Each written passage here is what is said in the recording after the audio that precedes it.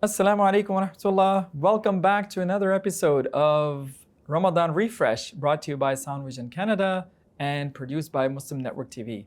My friends, brothers, and sisters, if you look back at that momentous event that defined and changed the history of the world, and that was the day or the night of revelation, the night that we all know and that we all talk about, with the night of which is so connected to Ramadan and 27th night of Ramadan, the night of revelation, the night of first divine connection of Prophet, peace be upon him, with Allah subhanahu wa ta'ala, that made it possible for us to get guidance for not only ourselves, but guidance for humanity. The night of Quran. That night, a lot of us talk about, of course, what actually happened that night. Up to the point when the revelation started. What we don't talk about is what happened after. So we know that the Prophet ﷺ was sitting in and meditating in Cave Hira. And if anybody has ever been there, it's incredibly difficult to climb that. And the Prophet ﷺ would go there every day way out of his hometown, essentially in Mecca, way out of where he used to live. Every night he would go and walk or stay there, sometimes for a longer period of time. And one night there is an angelic presence that comes and grabs the Prophet ﷺ's chest and cloak and he squeezes him and he says, "Iqra, read." And the Prophet ﷺ says, "Ma ana biqari, I cannot read. I don't have capacity." As you know, he was not an illiterate person. And the Prophet ﷺ is again squeezed by Angel Jibreel, as we know, and Prophet ﷺ again says and resists, and he says, "Ma ana biqari." He's helpless, he does not know how to respond. And the third time, the angel does the same and squeezes him even harder, and he's losing his breath. And at this point, Allah subhanahu wa ta'ala opens his heart and mind and be able to actually recite, "Iqra," read, and "Iqra bismi rabbika alladhi khalaq." Iqra, and read in the name of your Lord who has created. So that is how the revelation started. And then after that, what we know is that the Prophet ﷺ ran in full of anxiety, full of distress because of this out of this world experience to his confidant, his wife, his rock. And he goes to her and he says, "Zammiluni, zammiluni, cover me, cover me."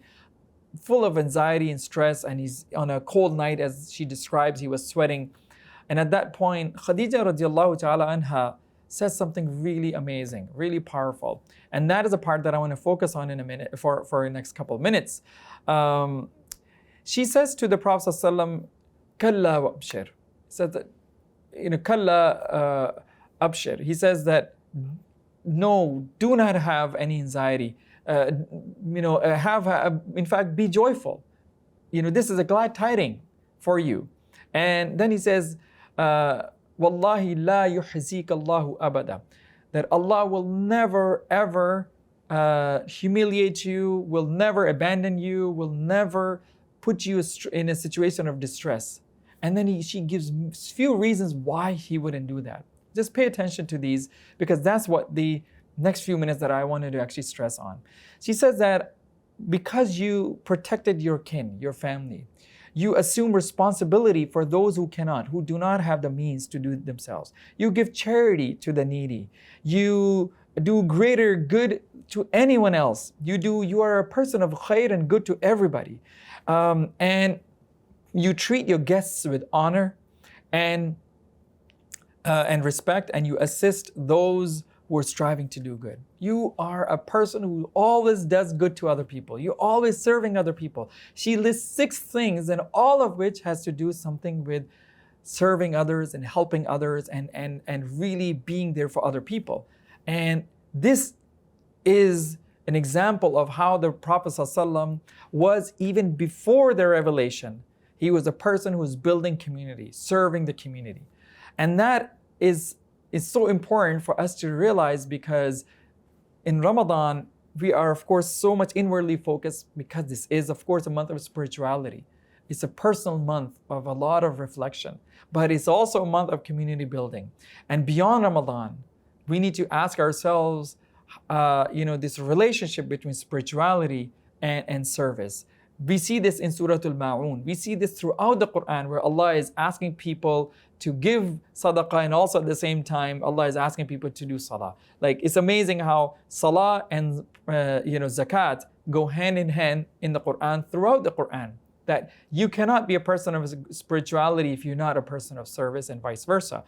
Fast forward 13 years, when Prophet peace be upon him goes to Medina, the first command he gives to people, not just Muslims, everybody who are standing there, the first words that come out of his blessed mouth were about service, about serving others, and also an element of spirituality in there.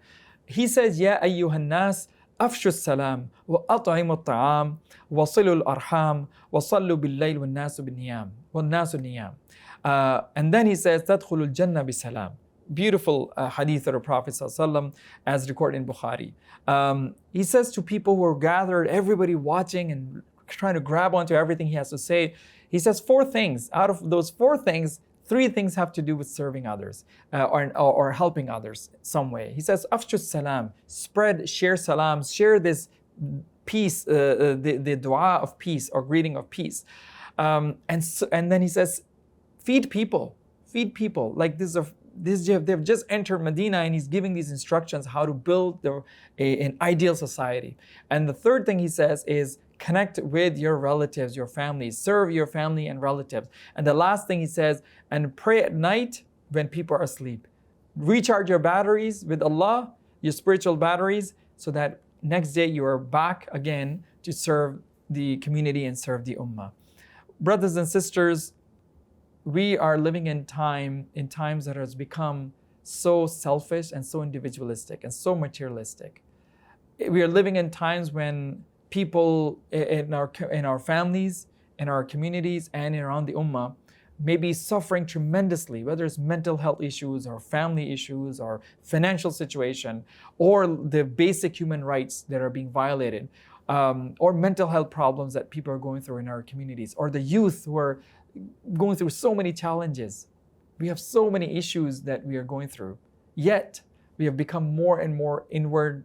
We have become more insular, and we have forgotten the sunnah of sacrificing our time and our wealth and our talent for the community the way Prophet ﷺ did. We have lost this sunnah of serving others and building our communities. This is something this Ramadan calls us to do more of than ever. And this is why let us look at ourselves in the mirror and ask ourselves, what am I doing for the betterment of the community and society? How often am I serving? Ask yourself, am I the first person to say salam? When was the last time I served food or shared iftar with other people? When was the last time I actually gave sadaqah without being asked, for instance?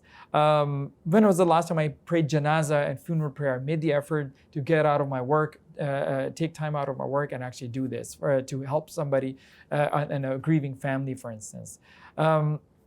When was the last time I actually gave my time, talent to an organization, to a community, to a masjid, for instance? So, brothers and sisters, this is a time for us to really reflect on our own status, on our own state of community building or the lack thereof. May Allah subhanahu wa ta'ala allow us to be community builders like the first generation of the Prophet's companions were. Ameen. Thank you for joining once again on Ramadan Refresh with Taha Ghayyur, brought to you by Sound Vision Canada and produced by Muslim Network TV. Assalamu alaikum.